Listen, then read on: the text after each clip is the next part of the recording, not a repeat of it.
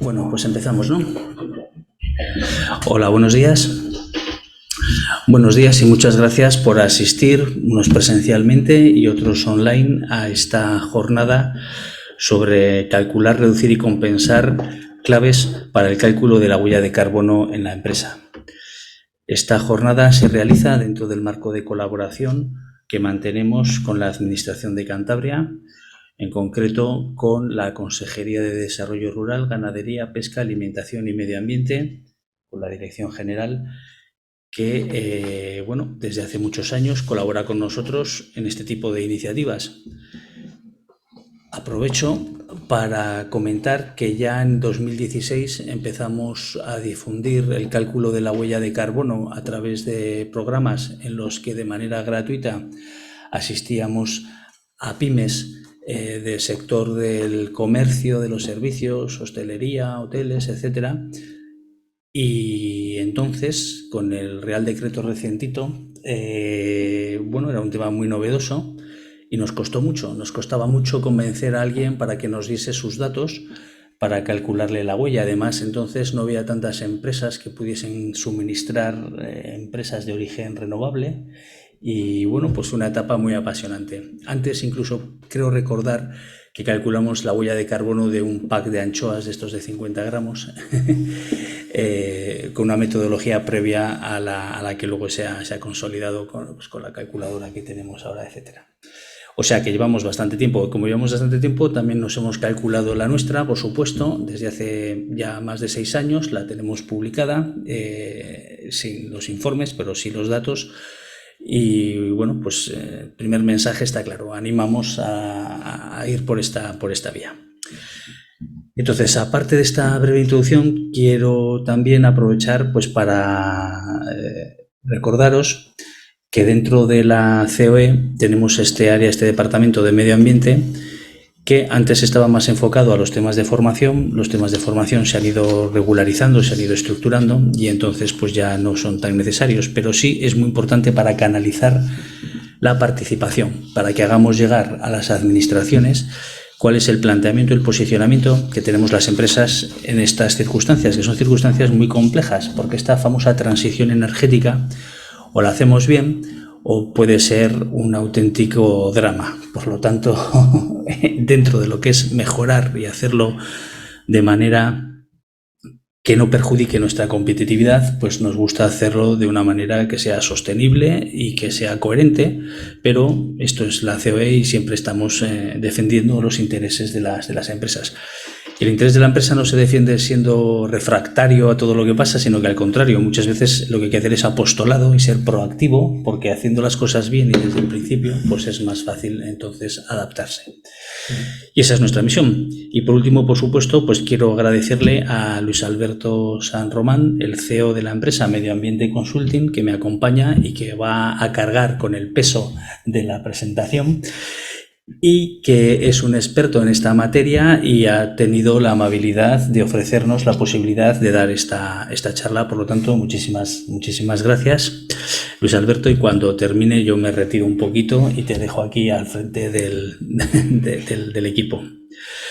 Bien, mi ponencia en concreto es sobre el marco normativo, y el marco normativo no puede ser más sencillo. Básicamente tenemos dos normas, que son el Real Decreto 163/2014, por el que se crea el registro de la huella de carbono, compensación y proyectos de absorción de dióxido de carbono, y la Ley 7/2021, Ley de Cambio Climático.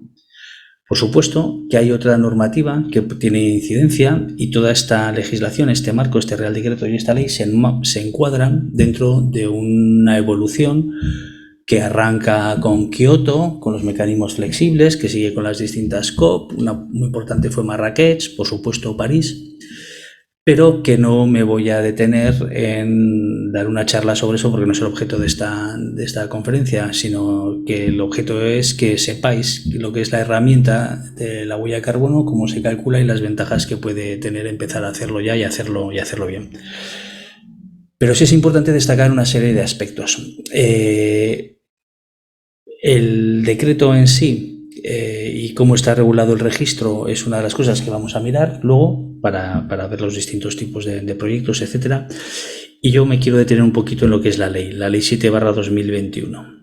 La ley 7/2021 de cambio climático ya, en mi opinión, es una muestra de ocasión perdida. Se tenía que haber aprovechado una ley de cambio climático para hacer muchísimo más énfasis en el tema de la huella de carbono.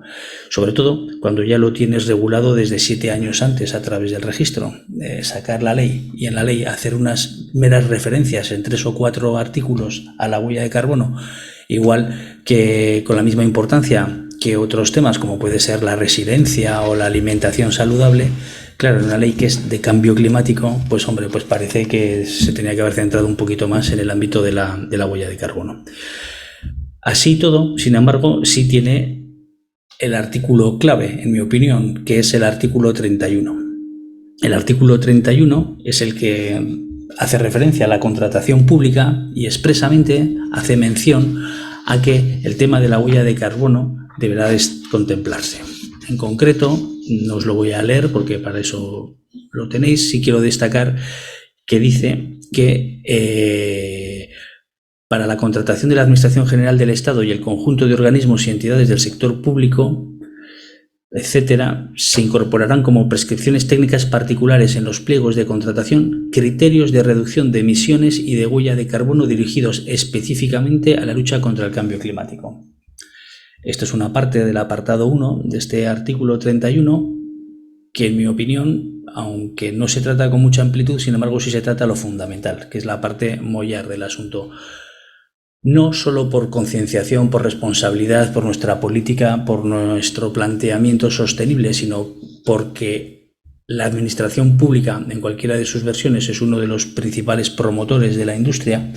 Nos conviene y nos interesa tener nuestra huella de carbono calculada. Tenemos que tenerla calculada y además tenemos que tener unos proyectos, unos procesos consecuentes para la reducción y, llegado el caso, la compensación. Medirlo y demostrarlo. Este artículo es fundamental. Podríamos haber tenido 20 artículos hablando de lo importante que es la huella de carbono y no haber incluido este, y sin embargo al haber incluido este pues hemos dado un gran paso. Sin embargo sí he hecho en falta un poquito más de énfasis. Está también relacionado lógicamente con los estados de información no financiera y por lo tanto con la ley 16 de 2018, en el cual el tema de tener la huella de carbono te va a permitir, es un podrá, pero te va a permitir poder acreditar cuando hagas tu estado de información cuál es tu situación respecto de la huella de carbono. En este caso también aprovecho para criticar un poco esta ley, que la parte medioambiental yo creo que es bastante confusa, está redactada de una manera un poco confusa, pero en definitiva también te va a ayudar mucho tener calculada tu huella de carbono y tenerla escrita a efectos de elaborar tu estado de información no financiera. De hecho, yo podría considerar casi que es preceptivo, es decir, cualquier auditor, cuando tú le digas que tu impacto, lo que has hecho respecto al CO2 o que tu huella, te va a preguntar cómo has llegado a esta conclusión. Bueno, pues si lo has hecho aplicando la metodología del cálculo de huella de carbono, ya sea el ministerio o ya sea la de Greenhouse, pues entonces vas a poder acreditarlo, que es muy importante. Y también es muy interesante la disposición final duodécima, porque esta disposición lo que viene a decir es que las empresas que, conforme a lo dispuesto en el apartado anterior, es decir, las que establezca el gobierno mediante un reglamento, van a tener la necesidad de calcular su huella de carbono, van a tener que elaborar a la vez un plan de reducción de emisiones de gases de efecto invernadero, con carácter mandatorio, con un carácter prescriptivo. Bueno, tenerlo ya hecho, tenerlo bien estudiado, va a suponer gozar de una postura de privilegio, de una postura de partida bastante más favorable que la competencia. Por lo tanto, y resumiendo, no podemos dejarlo para el final, tenemos que calcular ya nuestra huella de carbono para hacerla pública, para inscribirlos en el registro, para luego reducir, para luego compensar, por supuesto, y si no, para saberlo, para tener una foto más clara de cuál es nuestra situación. Nos va a hacer más competitivos y nos va a permitir adoptar muchas decisiones y adoptarlas mejor. Yo no me extiendo más, le cedo ya la palabra al ponente, al objeto principal de la charla. Por lo tanto, yo ya me retiro y te dejo el micrófono, Luis Alberto. Muchas gracias. Muchas gracias a ti, Martín. Buenos días a todos, muchas gracias. Lo primero, agradecer a la COE que me haya abierto esta posibilidad de compartir con vosotros un conocimiento que creo que es fundamental para nuestras empresas. Y el objeto básico, como muy bien ha dicho Martín, es aproximarnos a algo que se viene encima, que no solo es un tema de este gobierno, sino que viene de una política global europea y con mucho peso a nivel mundial.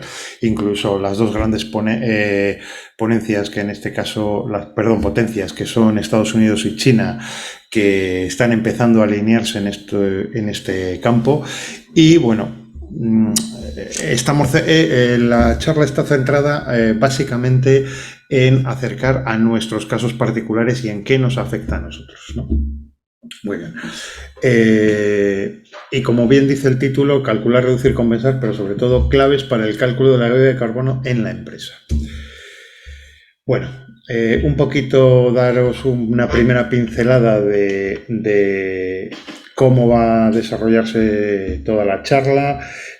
Pues empezamos con un poco el objetivo 55 famoso, que es el objetivo 2030 de reducir un 55% nuestras emisiones. Pero sobre todo, bueno, pues empezaremos un poco que la huella de carbono, que es un paso dentro del camino hacia la sostenibilidad.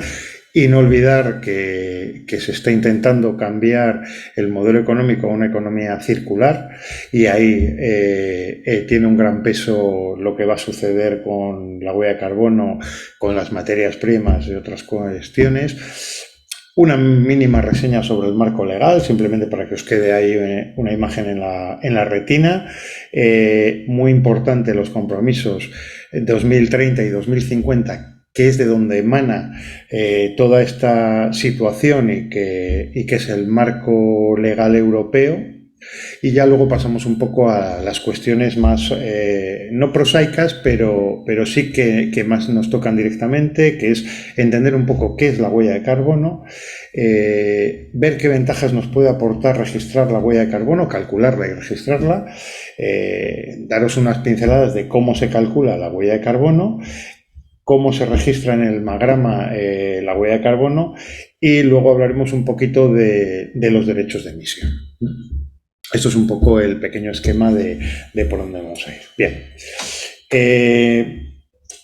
Os he puesto ahí la definición, que sí que os la voy a leer, que es la definición de la ONU de sostenibilidad ambiental. Bueno, consiste en asegurar que las generaciones futuras tengan recursos suficientes para tener la misma calidad de vida o mejor que las presentes. Bueno, pone el foco en la huella ecológica de la actividad de los humanos y cómo reducirla para mejorar nuestra vida en el planeta. Esto, en resumen, es la base de la economía circular. ¿Qué quiere decir economía circular? Ahora tenemos un modelo económico de crecimiento continuo, que si la economía no crece, las cosas no funcionan, porque nuestro sistema económico está organizado de esta forma. Proviene de una época en la que teníamos que hacer un desarrollo económico e industrial y para mejorar nuestra calidad de vida, pero ahora tenemos que recomponerlo porque los recursos disponibles son limitados, y de ahí viene este tema. Entonces, este es el origen de una serie de cuestiones, entre ellas la huella de carbono. Pero la huella de carbono, a su vez, también tiene un efecto mucho más inmediato que todos hemos notado y estamos notando, que es el cambio climático. Y de ahí viene toda esta cuestión. Os he puesto una muy breve reseña con la legislación, pues para que la veáis. Evidentemente hacemos alusión al Acuerdo de París y evidentemente a la Agenda 2030 de la Comunidad Económica Europea, que son los dos aspectos fundamentales que rigen todo lo demás en este ámbito. Bien. En cuanto a los compromisos 2030 y 2050. Bien, aparte de todo el marco normativo, que lo tenéis ahí escrito, sí que vamos a pegar un repaso a lo que hay que llegar en 2030 y a lo que hay que llegar en 2050. Empezamos por 2030. una cuestión muy importante que es para que estemos situados. Todas las referencias que se hablan cuando estamos hablando de mejoras o de objetivos no es a las emisiones que tenemos ahora, sino a los gases de efecto invernadero que se emitían en 1990, que son mucho menos que los que se emiten ahora. Por lo tanto, nuestro objetivo no es reducir el 55% de lo que emitimos ahora, sino de lo que emitíamos en 1990.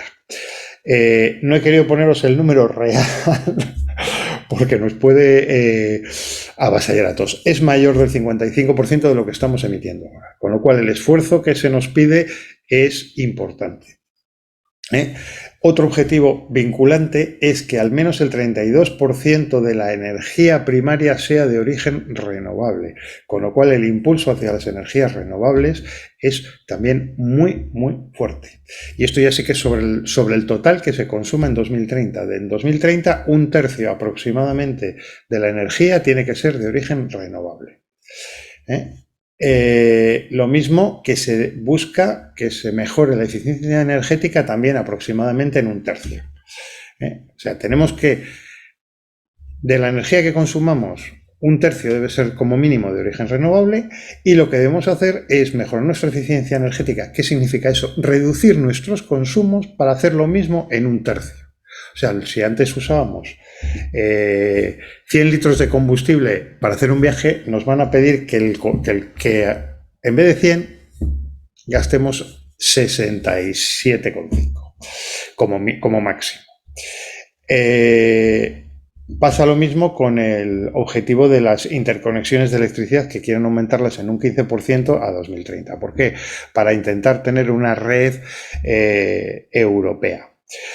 No se habla del gas, pero el gas que está ahora mismo tan en boga por los problemas que hay con la guerra de Ucrania, la falta de suministro y el cierre de los gasoductos de Rusia hacia Europa por ese apoyo que le estamos prestando a Ucrania, pues se está trabajando en ampliar también la interconexión precisamente por eso, para los recursos que se pueden generar en un sitio que no se pierdan y que se puedan aprovechar y que podamos aprovechar toda la generación renovable que tenemos. Ese es uno de los objetivos fundamentales de esta mejora de la interconexión eléctrica. España es un país que somos líderes a nivel europeo en cuestión de redes de distribución eléctrica, de transporte y distribución, muy por encima de los estándares europeos. En eso somos un país líder, pero como se ha oído, España y Portugal es una especie de isla energética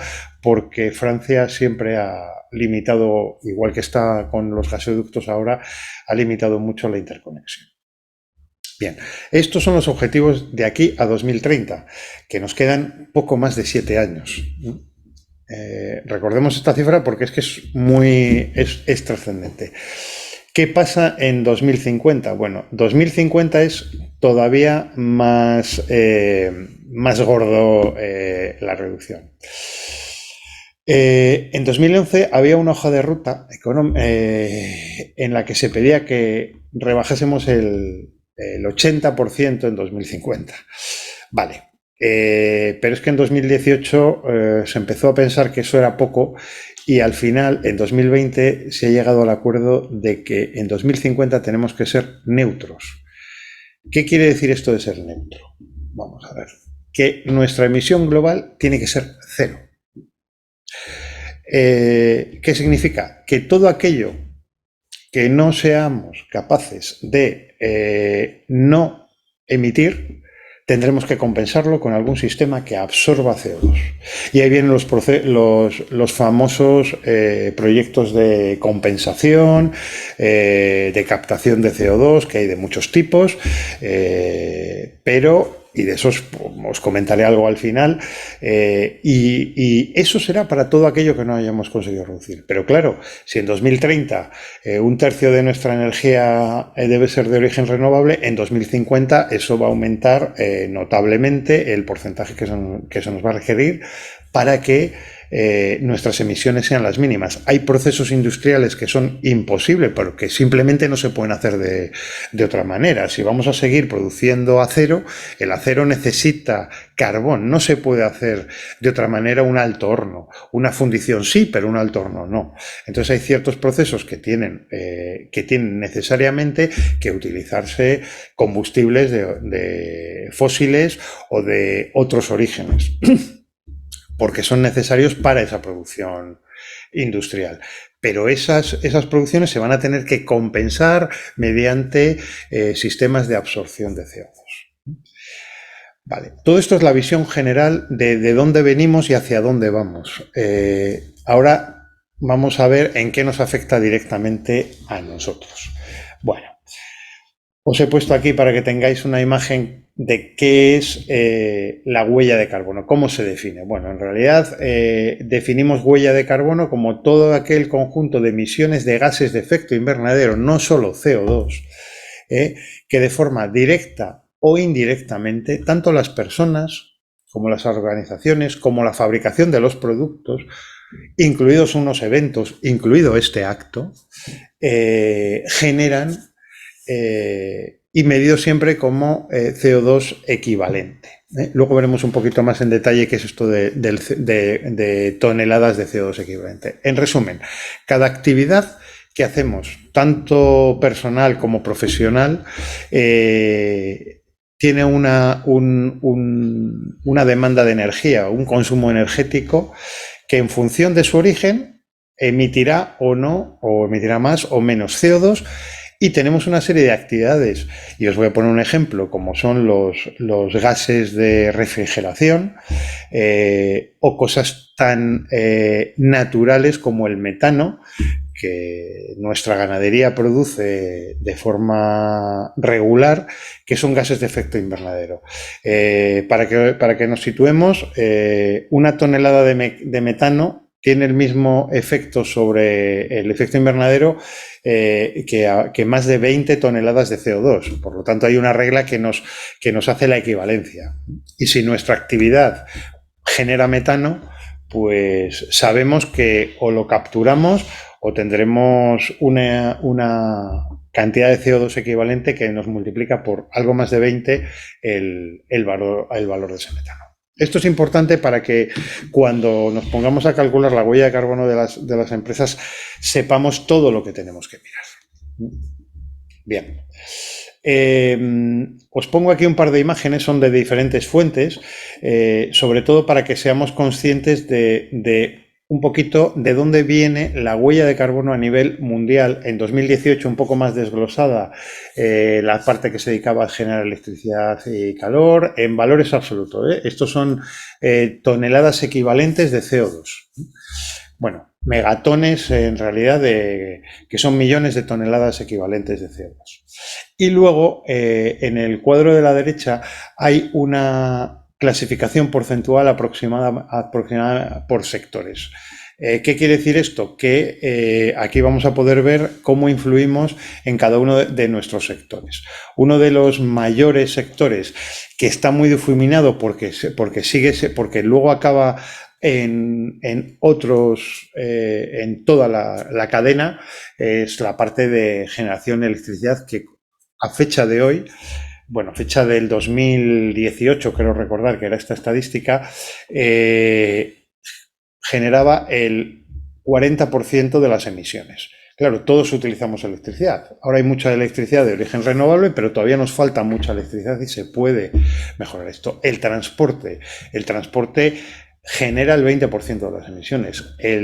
La actividad industrial, en general, todo tipo de actividad industrial, un 20%, siempre excluyendo la electricidad, ojo, siempre excluyendo la electricidad.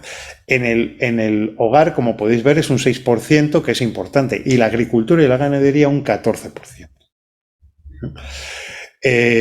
Son porcentajes para que todos seamos conscientes un poco del peso que aporta nuestra actividad. Y todos los sectores están ahí representados, ¿vale? Bien. Vamos a entrar un poquito en esto con más detalle. ¿qué saco yo de evaluar mi huella de carbono? Y fijaos que no me he quedado solamente en medirla, sino en registrarla. Vale, bien. Los 5 grandes ámbitos que nos afectan es, primero, que empieza a ser una exigencia de los mercados. No solamente del consumidor final, ya aparte el consumidor final y la legislación ha implicado a las grandes corporaciones, por un lado a las que obliga a fecha de hoy a evaluar, medir, reducir y comprar derechos de emisión, que luego hablaremos de esos derechos de emisión. Ese grupo de empresas se va a ir ampliando de forma sistemática. Primero son grandes empresas de unos sectores, está pasando a las grandes empresas de todos los demás, de todo el resto de sectores, luego pasará a las medianas y luego pasará a las pequeñas. Y acabará en las micropymes y en los autónomos también, ¿eh? Porque a los particulares les afecta de forma indirecta y lo van a pagar a través de los costes, tanto cuando compran un combustible como cuando pagan la electricidad o cuando compran un servicio o un bien. Va a estar ahí repercutido ya. Entonces, al final lo van a acabar pagando también los consumidores, ¿no? Y se convierte en una exigencia de los mercados, esa reducción de la huella de carbono. Hay empresas que están empezando a calcular la huella de carbono, algunos de nuestros clientes han empezado a calcular huella de carbono porque son proveedores de empresas del sector industrial que les están exigiendo que calculen su huella de carbono porque tienen que incorporarlo ellos como generación indirecta, porque al final venden un coche y tienen que decir, este coche, simulemos que este ratón es un coche, y dice, o este ratón, yo voy a fabricar este ratón y tengo que saber cuántos kilos de CO2 equivalente tienen, porque tengo que declararlo. Y al final vamos a llevar al nivel de producto. Ahora vamos a hablar solamente el de la corporación, que es el primer paso. Esto queda un poco lejos todavía, pero se empieza por el de las organizaciones. Bien. También nos permite, nos da y nos ayuda a tener una buena imagen empresarial, transparencia y nos ayuda a mejorar nuestra responsabilidad social corporativa. Aquí también se incluyen los famosos objetivos del milenio de la... que se nos están pidiendo, que son los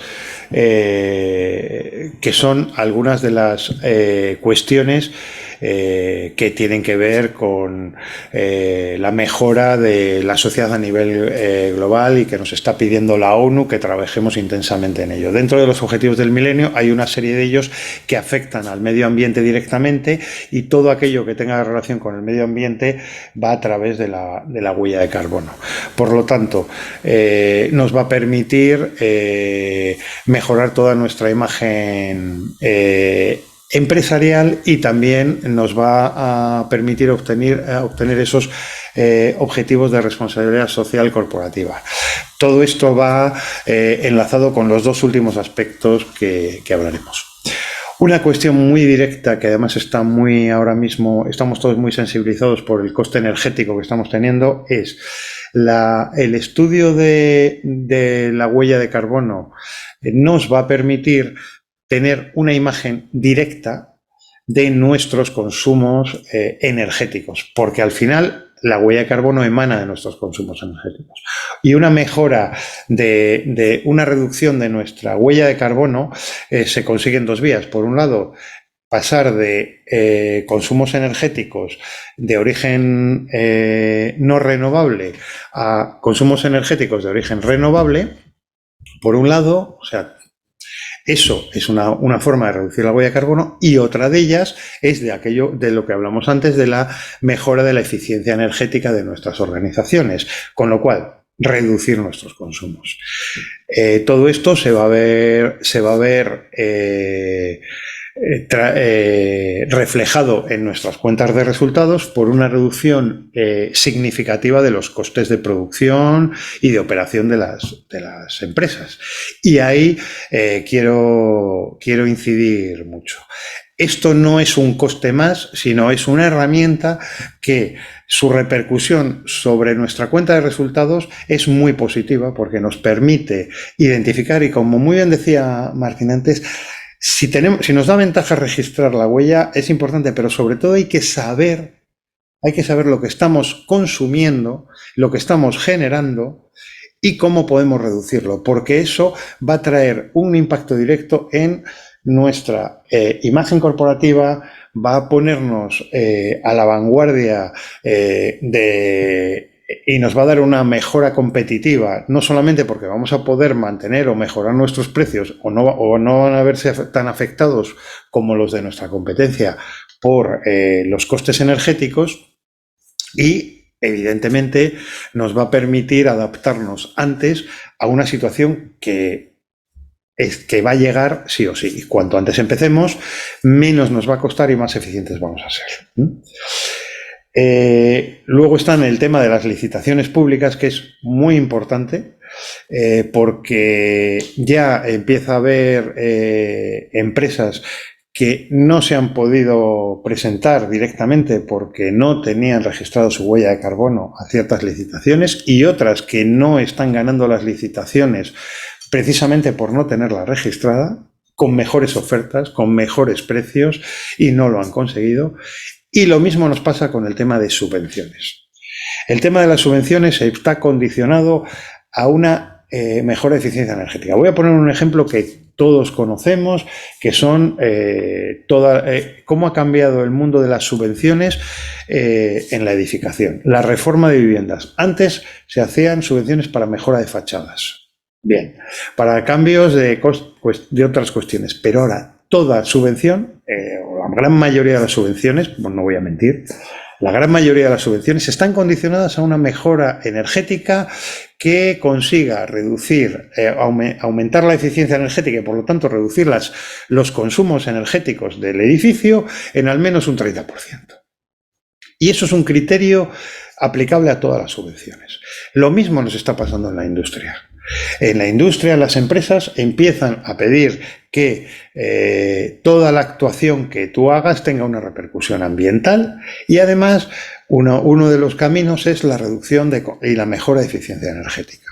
De hecho, ya se están empezando a implantar sistemas que todos hemos oído hablar de las ISO 9000 y 14000, que tienen que ver con, bueno, calidad, medio ambiente, la 45000 que tiene que ver con riesgos laborales, pero está la 50000, la 50001, que es de eficiencia energética. No es directamente de huella de carbono, pero sí que es de eficiencia energética. Y al final todo está en el mismo marco y en el mismo ámbito. Al final lo que tenemos que buscar es reducir toda esta cuestión.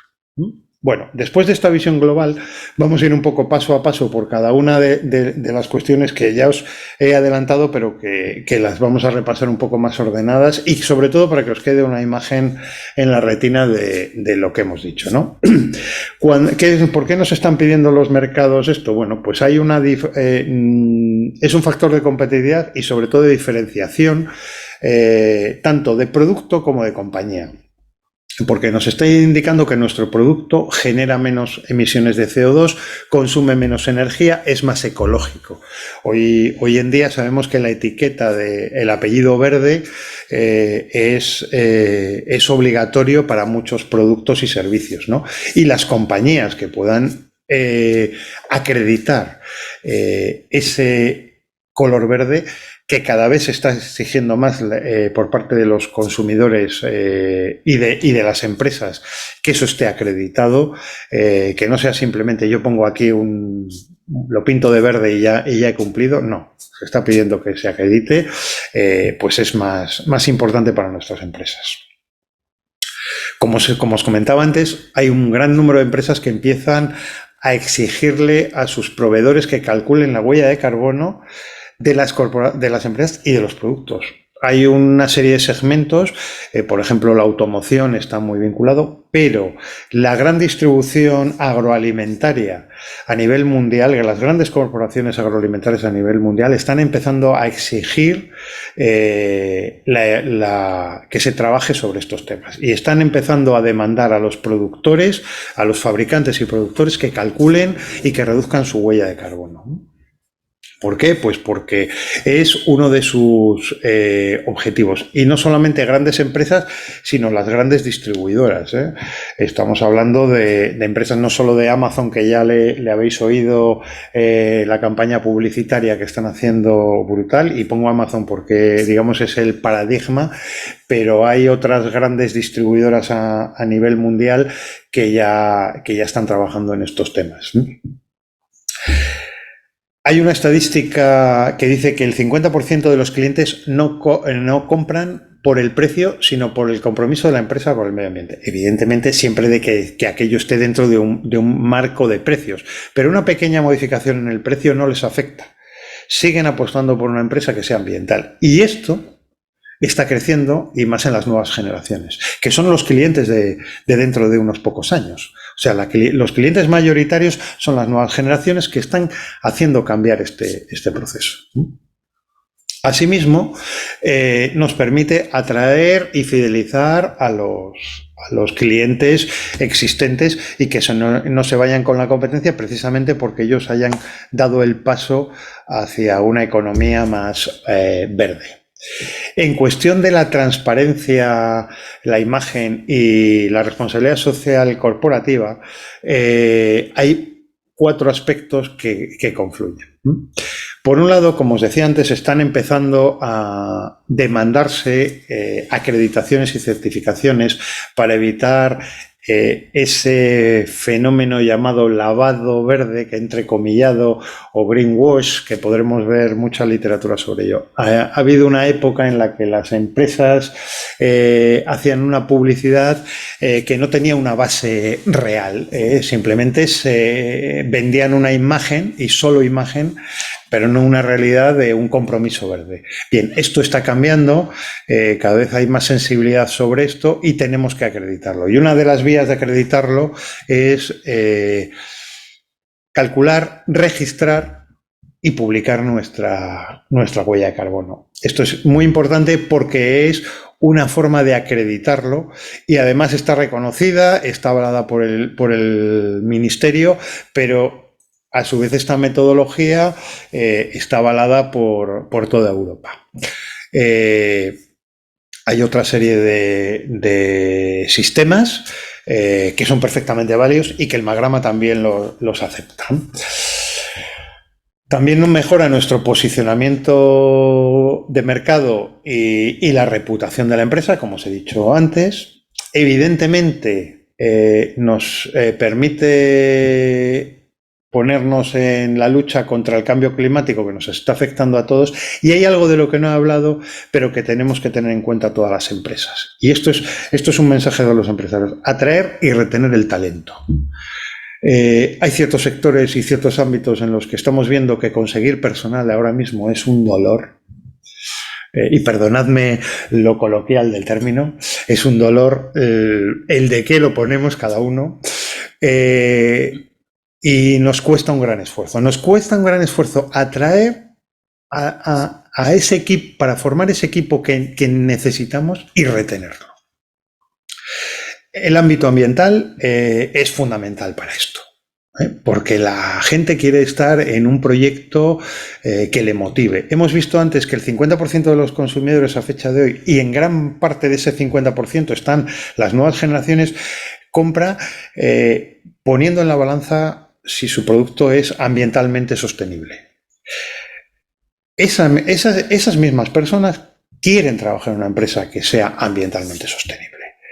El futuro de nuestras empresas y de nuestros equipos viene por ahí. Y la viabilidad de nuestras empresas viene porque seamos capaces de atraer y retener talento. Esto es algo de lo que no se suele hablar, pero es un cambio que se está notando mucho en las empresas más tecnológicas, quizá porque son las que se nutren de los nuevos talentos, pero se está traspasando al resto.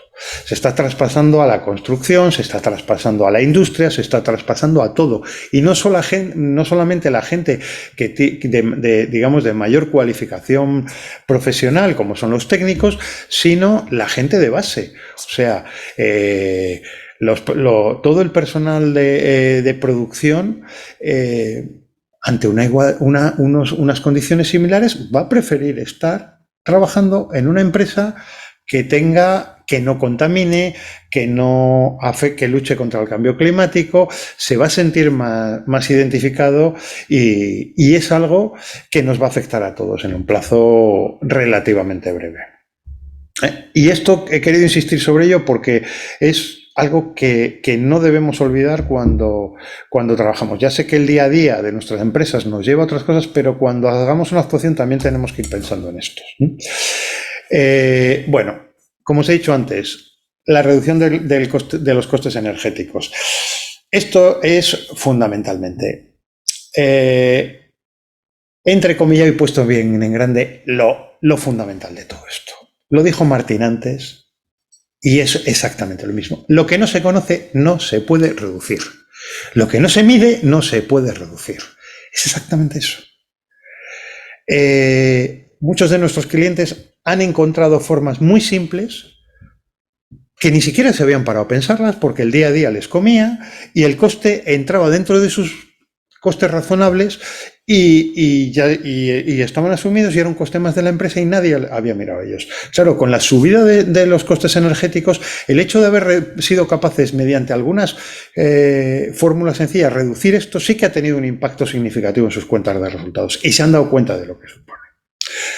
¿Esto qué tiene? Pues tiene, evidentemente, 4 fases o 4 etapas que son, por un lado, evidentemente, el análisis de los costes energéticos, o sea, qué energía consumimos, hacer un plan de reducción de emisiones que, evidentemente, también va incluido el plan de reducción de consumos, reducimos los consumos y reducimos las emisiones. Evidentemente, una parte de ello puede ir apoyado en la eficiencia energética. ¿Para qué? Para obtener al final una reducción de costes energéticos. Y la reducción de costes energéticos se va a manifestar a corto plazo en la mejora de la eficiencia energética porque vamos a pagar menos cantidad de energía y a medio y largo plazo, cuando nos toque pagar derechos de emisión, vamos a tener una reducción de costes porque hemos reducido nuestras emisiones. Con lo cual,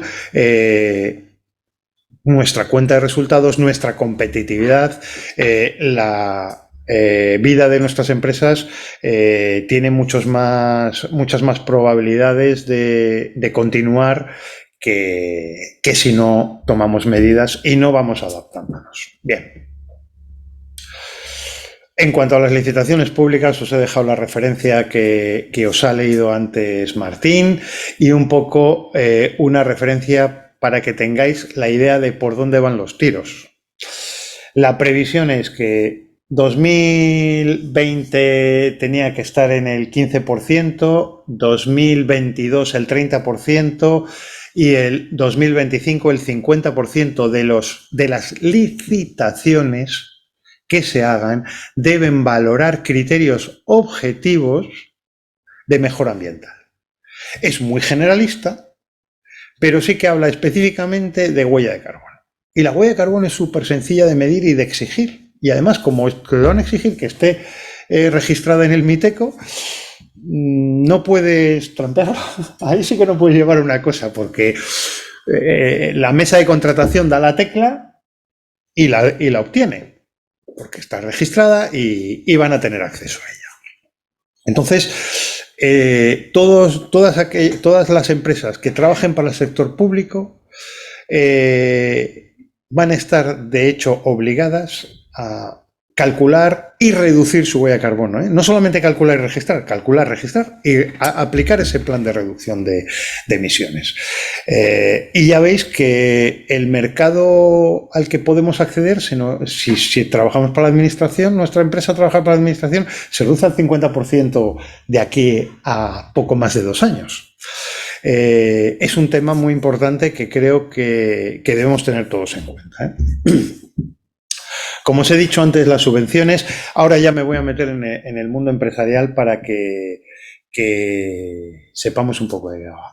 El plan PEIMA de empresas que está en marcha tiene 5 millones de euros, que no es que sea mucho, pero bueno, pero es un primer paso y hay otra serie de subvenciones que están saliendo y que no he querido incorporarlas aquí para no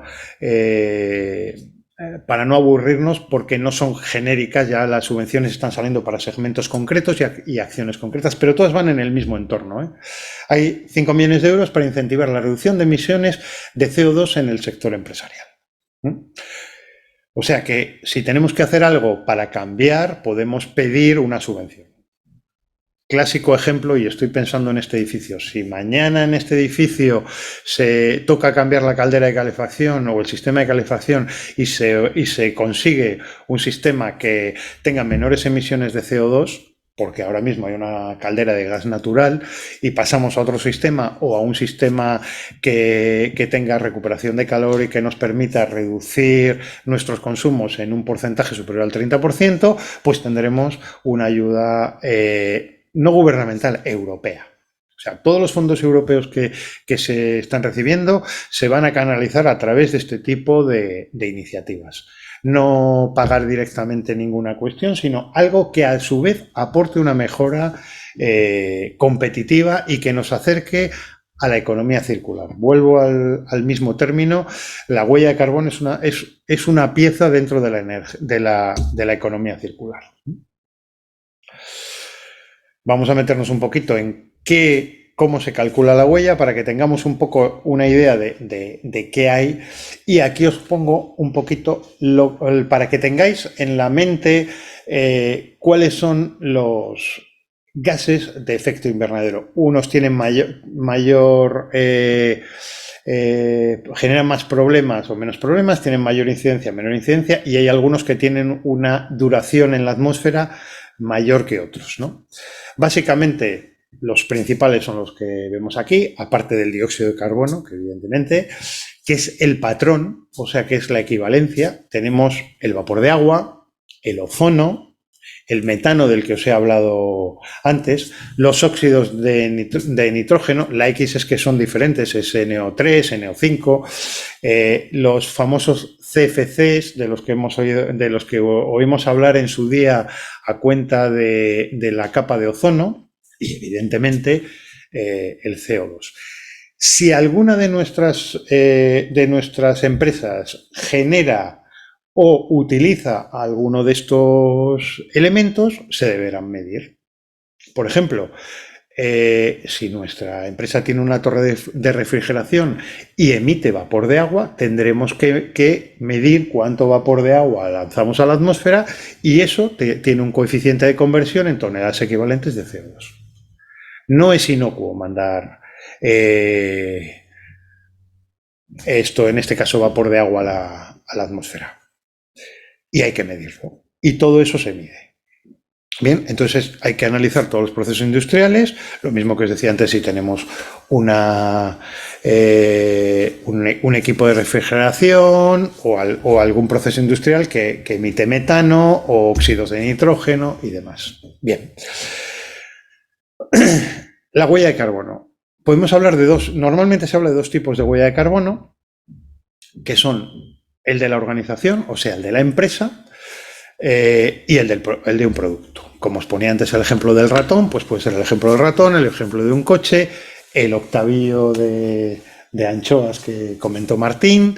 Eso es la huella de carbono de un producto, que habla de toda la vida. La huella de carbono de un producto es terriblemente compleja de evaluar, y por eso estamos empezando todos por las huellas de carbono de las organizaciones. Una vez que tengamos las organizaciones, va a ser mucho más sencillo aplicar la parte correspondiente a cada uno de los productos.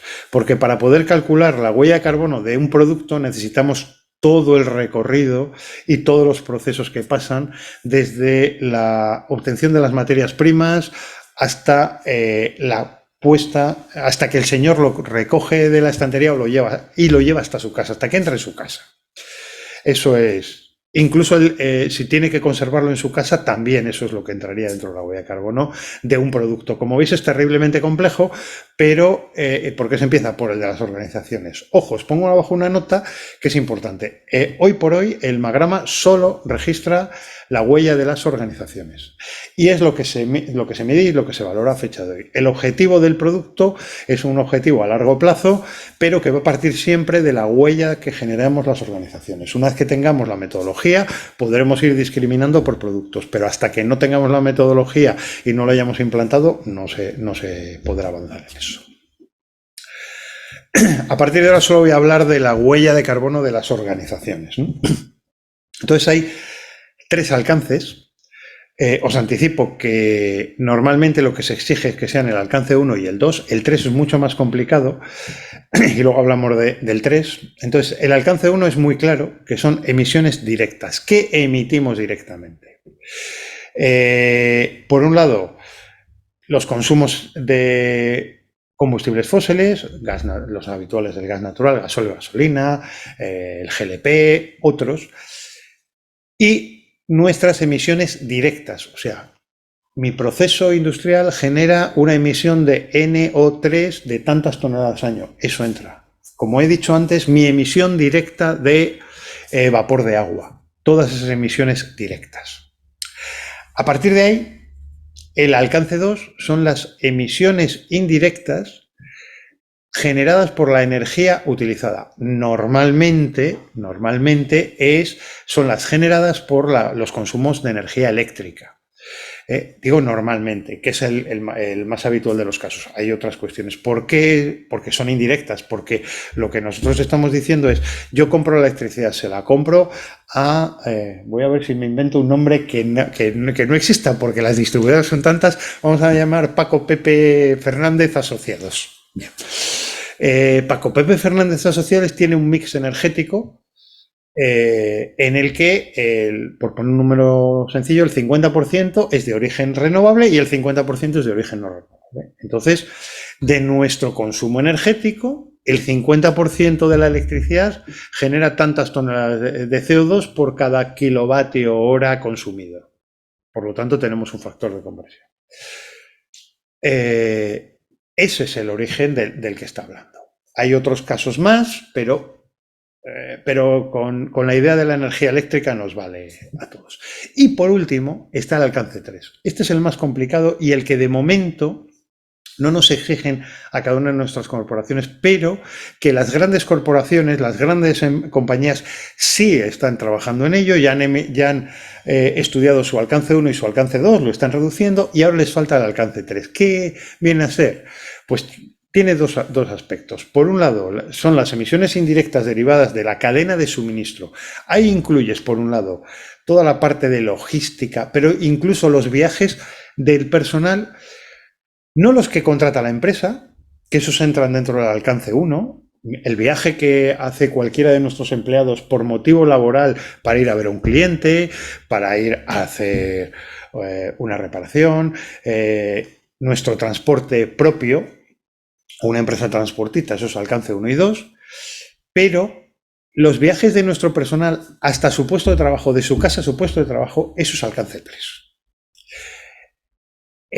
Las emisiones que genera uno de nuestros proveedores, yo soy un fabricante de ratones de ordenador. El señor que me trae mi materia prima, la obtención de las materias primas, el transportista, el suministrador de los embalajes, todo eso es alcance 3. Por eso las grandes empresas están pidiendo a sus proveedores que empiecen a calcular su huella de carbono. para ir bajando primero a sus proveedores directos y luego nos van a obligar a todos a que a nuestros proveedores indirectos les vayamos exigiendo que calculen su huella de carbono. ¿Para qué? Para poder obtener el alcance 3 y finalmente poder calcular de forma fidedigna qué huella de carbono genera este producto que yo vendo. Y va a ser un elemento decisorio a mucho menor plazo del que pensamos a la hora de las compras en las grandes corporaciones. O sea, la política de compras va a ir encaminada a precio y huella de carbono.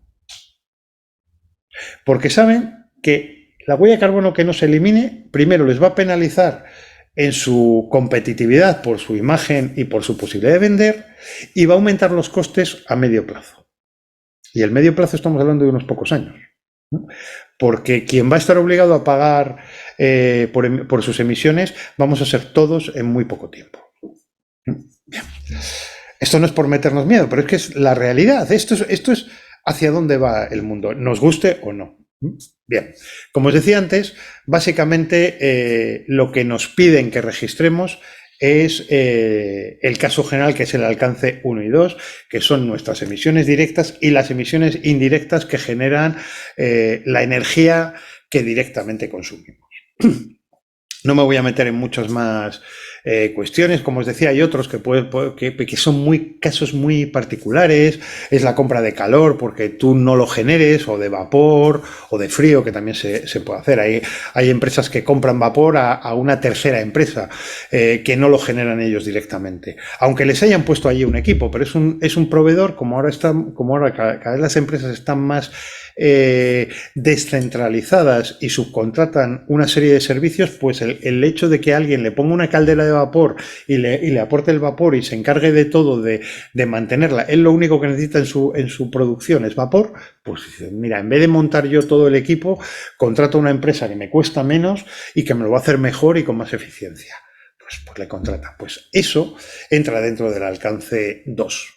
Porque evidentemente es un consumo que necesita para su producción. En resumidas cuentas, lo que engloba el alcance 1 y 2 es todo aquello que necesitamos para fabricar o para prestar nuestros servicios, para fabricar nuestros productos o para prestar nuestros servicios directamente. O sea, todo lo que hacemos nosotros directamente dentro de nuestra empresa. Por eso el alcance 2 es lo que viene por el proveedor, pero que nosotros lo consumimos y que por lo tanto emitimos huella de carbono. Bien. Os pongo un poquito aquí cuál es el seguimiento. Evidentemente es un ejemplo antiguo, pero que es más o menos la idea de un ejemplo muy sencillo. Es, bueno, pues evidentemente necesitamos unas decisiones previas. ¿Previas qué es?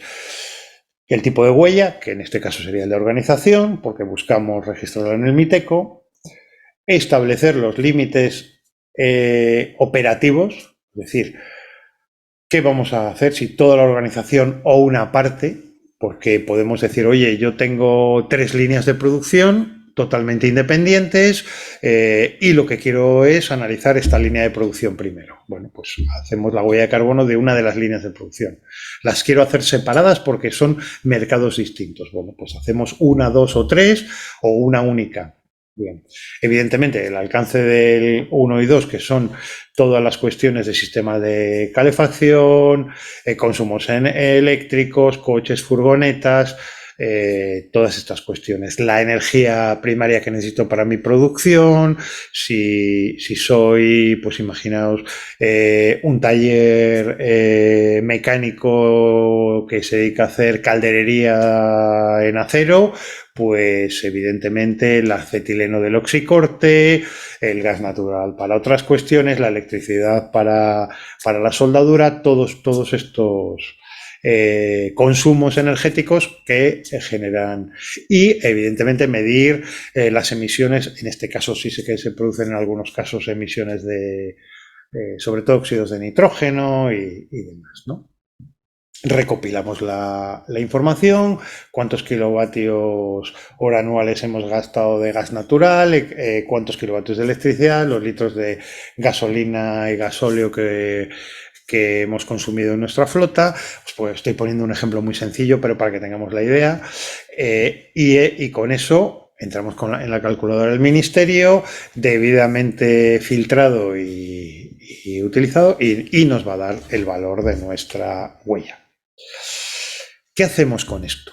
Pues una vez calculada esta huella, y bien calculada, tenemos que registrarla ante el ministerio.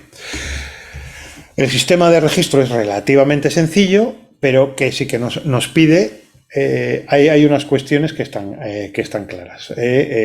Como os decía antes, solo el Magrama registra la de la entidad o la corporación, puede ser entidad pública o privada. Admite varias metodologías, por un lado la suya propia, la famosa calculadora del Magrama, y luego están los sistemas ya normalizados, que es entre otros la ISO 14000 y el GHG Protocol, que es otro sistema reconocido ambos a nivel europeo. Cualquiera de estos tres sistemas pueden registrarse en el Magrama. Cada empresa debidamente asesorada debe elegir el suyo porque puede que lo quiera integrar dentro de un sistema por ejemplo, la ISO 50001 de las que os he hablado antes. En ese caso yo siempre recomiendo aplicar la metodología de la 14064. ¿Por qué? Porque es mucho más fácil luego trasladarlo, y al final dices, ¿me cuesta un poco más calcularla con la ISO 14000? Por supuesto, pero la ventaja es que luego integrarlo dentro de la 50.000 es mucho más sencillo que la del Magrama. No es que no se pueda hacer, pero digamos que hay más coherencia formal y es todo mucho más homogéneo. Esa elección debe ser es una apuesta y es coherente. Que se quiere empezar porque todavía no se va a hacer con la ISO 50.000 con la calculadora del Magrama, perfecto. Cuando se quiere implantar la ISO se migra ese año a la 14064 y arreglado. O sea, lo que quiero deciros con esto es que no tenemos que pensar en ponernos unas esposas e ir condicionados a algo, sino que podemos ir haciéndolo, ¿no?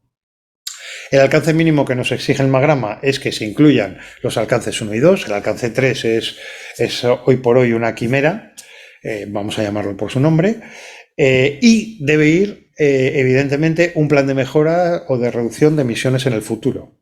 ¿Qué sucede? Que el año siguiente tenemos que ir cumpliéndolo más o menos. O sea, el objetivo no es simplemente poner lo que bonito y vamos a ser aquí campeones. Tenemos que poner algo razonable y con un plan de futuro. O sea, de aquí a un año tengo que reducir un 10%. Vale, pues un 10%.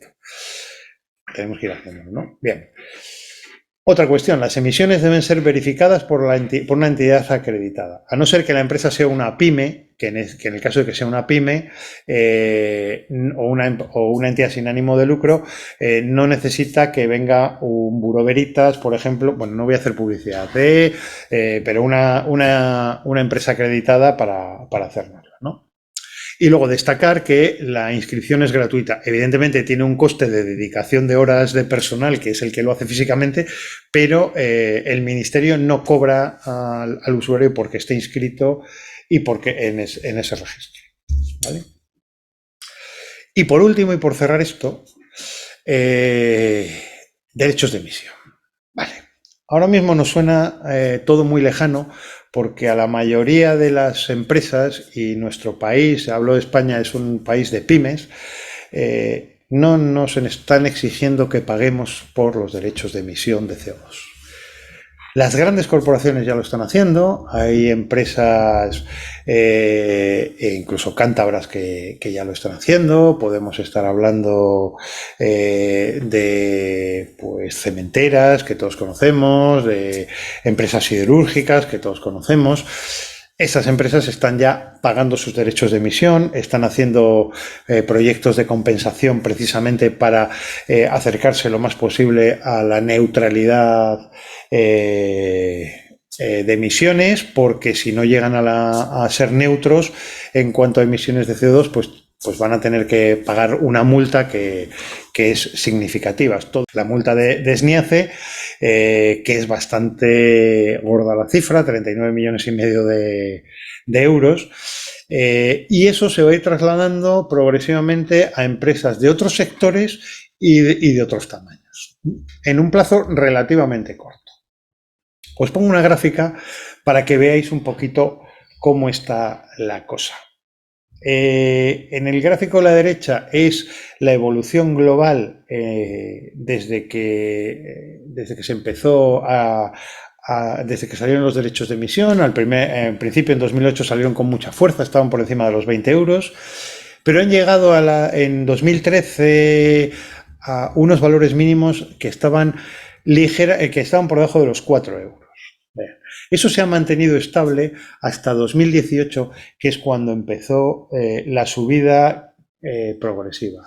Se paralizó un poco con el freno económico que tuvimos a cuenta del COVID, como veis, ahí en 2020-2021, pero a partir de 2021 creció de forma, y permitidme, que ya lo vamos a ver un poco más de cerca, bueno, vamos a verlo ahí, la evolución en los últimos años, y permitidme lo coloquial del término, de forma despendolada. Ha crecido desde 2020, que como veis se situaba entre los 20 y los 25 euros, de forma despendolada a llegar casi a los 100 euros. Ha superado los 90, más de 90 euros la tonelada equivalente. Os he puesto la evolución desde 2020 en el cuadro de la izquierda, que no es tan llamativo, pero para que veáis dónde están. Hemos tenido un pequeño bajón en los últimos meses por causa de la guerra de Ucrania y la reducción de la actividad económica, pero la tendencia es que va a ser un bache y cuando esto se retome volverán a subir los precios. Pero aún así estamos en 60, estamos por encima de los 70 euros la tonelada equivalente de CO2. ¿Qué significa esto? Que si nosotros ahora emitimos 1000 toneladas de CO2, que no son tantas al año, resulta que cuando nos obliguen a pagar, nos va a tocar pagar 70.000 euros.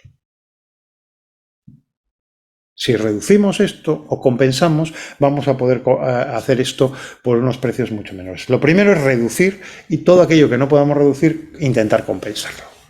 Porque el coste de la compensación va a ser inferior a los que están yendo los mercados ahora mismo. Y entonces ahí es una cuestión en la que debemos ir posicionándonos un poco todos. Lo cierro aquí y abrimos turno de preguntas. Veo que hay alguna pregunta ya por ahí. Va a venir Carlos a dejarnos y las vamos contestando según necesitéis.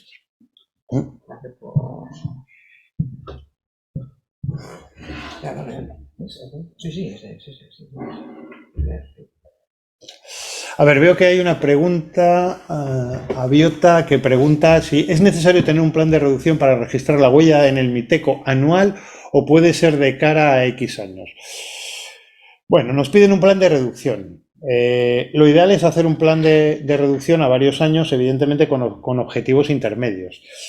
No estamos, de momento, no es obligatorio y no hay un suspenso si no alcanzas los objetivos. Lo que hay es un suspenso si no reduces nada o si lo aumentas. Pero si te vas aproximando a esos objetivos, sí. Lo ideal es tener un objetivo a varios años. Pero no solamente porque lo registres en el Miteco, sino porque es una estrategia de hacer una adaptación progresiva que nos permita elegir cuándo hacemos las inversiones. Yo antes he puesto un ejemplo que es muy habitual, que es cambiar la caldera de calefacción.